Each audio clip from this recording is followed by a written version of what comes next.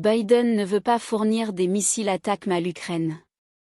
Certains médias britanniques et américains ont annoncé que les États-Unis allaient livrer d'importants moyens de défense antiaérienne à l'Ukraine, mais le président Biden réfute catégoriquement ces allégations.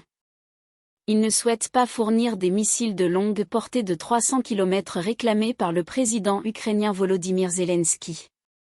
Le chef du renseignement ukrainien, Kyrylo Boudanov, interrogé par le site Warzone, a précisé. Je cite, « Attendons les annonces officielles. La situation peut encore évoluer de différentes manières. Mais je peux dire, sous réserve, que s'il s'agit de 100 missiles, cela ne changera rien à la situation. » Selon M. Boudanov, il en faudrait des centaines pour changer la donne.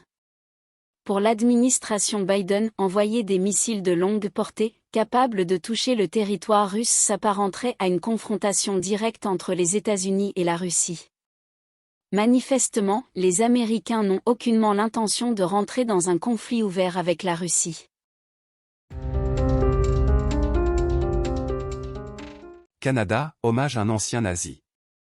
L'hommage du Parlement canadien à un ex-soldat ukrainien ayant combattu avec les nazis.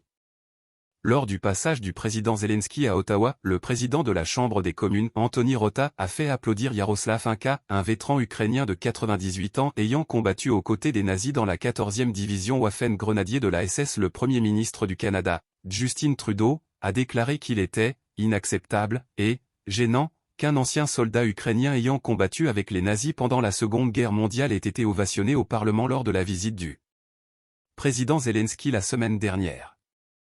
C'est profondément gênant pour le Parlement du Canada et par extension pour tous les Canadiens, a affirmé M. Trudeau à la presse.